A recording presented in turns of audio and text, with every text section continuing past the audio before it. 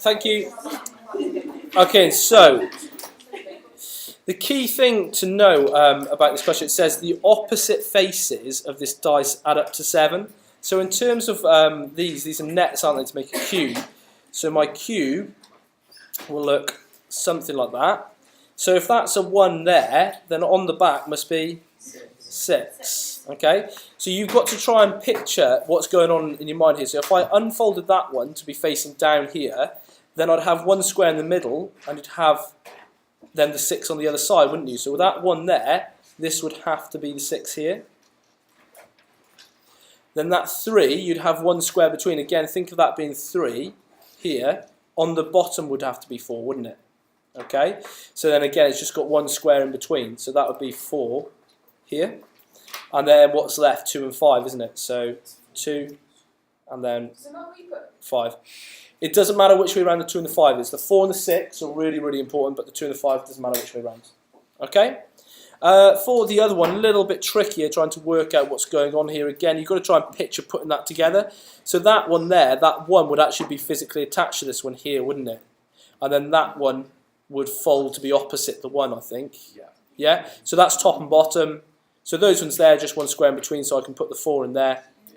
So top and bottom. So if that's a 1, that's got to be 6 here. And then 3 and 4, we've had 3 and 4, so it must be 2 and 5 again. Okay? Not a particularly nice question, trying to visualise things like that. That's not the easiest one in the world. Number 2 is not the nicest one either. Okay, I can see why you want to do this. Okay, thank you. Okay, and so number 2, the first bit isn't really important, it's this bit here. Says, in fact, actually, the next question's on the next page, isn't it? It says, how high is a stack of 25 high rim cups? Okay, so I'll come and sort of look at the picture here to try and work that out. So if that went to a total of 25 centimetres, I can get rid of, straight away, 14 centimetres for the base cup, can't I? Yeah? So that means I've got how much left here? Well, take 25, 11, 25, take away 14 gives me 11 centimetres. And they're going up in 0.5 centimetres, aren't they, per cup? So it's 25 cups. 25 cups? Yeah. Ah, thank you, well spotted. I was doing the wrong bit, thank you. That would have wasted an awful lot of time there. Okay, right, so I'm going to have the base cup plus, so that's going to take up this cup here, and then I'm going to have 24 of these ones stacking. So I'm going to have 24 stacked. So that is going to give me, that is going to give me 14 centimetres plus 24 times 0.5, okay? Which is going to be 14 centimetres plus 12 centimetres, which is 26 centimetres, okay? For the other one, right, I started to do this one, wasn't I, on the other side? 18.6 centimetres. Okay, so hopefully this one, now that's a load of nonsense.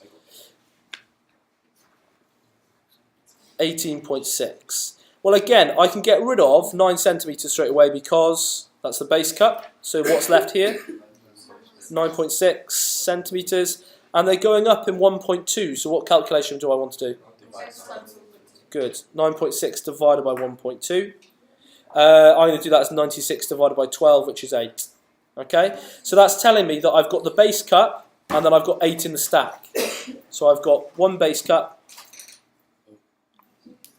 plus 8 in stack. So that comes to a total of 9 cups. Easy to miss the one added on there. Rachel? I don't think so. I can have a quick scan through the box in a second. We've got a break time coming up in a second. I'll have a quick look through then. And then for C, it says a stack of 25... let me slow down. I'm going too quick here. A stack of high rim cups is the same height as a stack of base stay cups.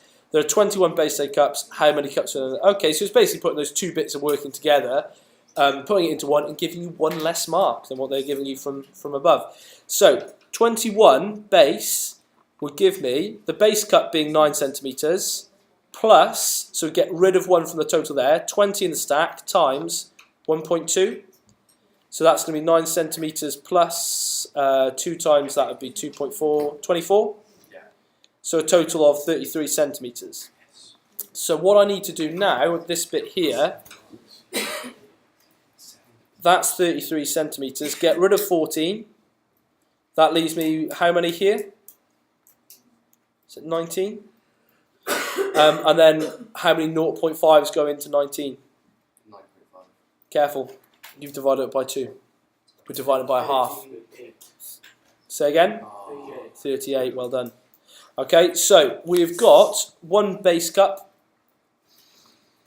plus 38 stacked, which gives us a total of 39 cups. Does that sound good? Yeah?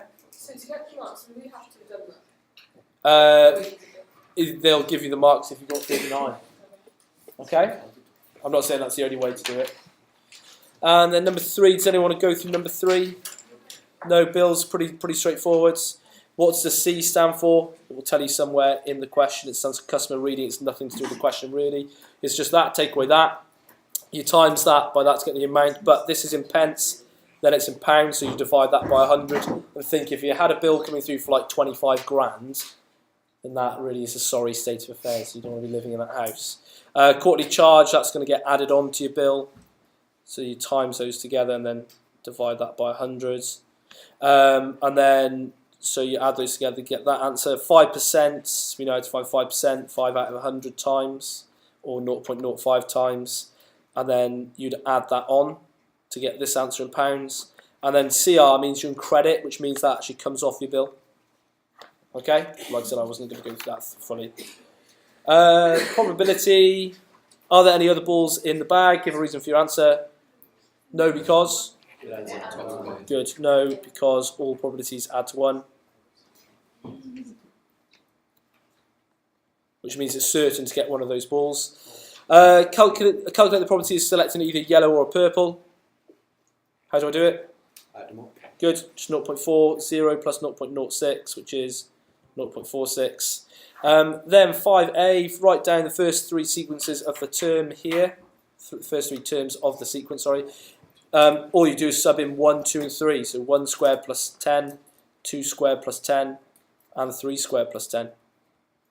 Okay, so 1 squared plus 10 is 11, 14 and 19.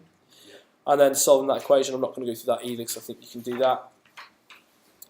6A, calculate 104 as a percentage of 260. And again, this was a calculator paper. It's just what you had out of the total, like a test, and then you just times it by 100. And then that is 50.5%. good. If you had that in a test, you'd actually round that to 51%, but write it. Oh, okay, we check? Great. Let's have a quick check. How can I tell? Actually, look at that, it's not. Yeah. What's 50% of that? 130, so it can't be. So well done, girls. And then that one there, I mean, if that comes up, then that is going to be 2 of the easiest marks ever. Just literally put that into calculator, round it to 2dp. Okay? And then the ratio, you know how to do that?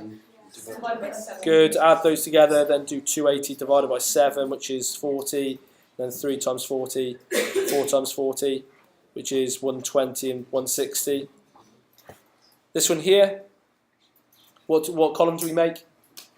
Midpoint, because it's between 2 different scores. What do I do under the midpoint column? Black it out because, yeah, you don't add them up, people accidentally add them up.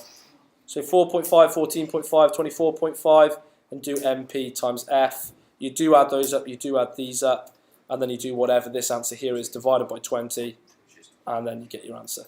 Okay? All good? That seems like a good place to stop break.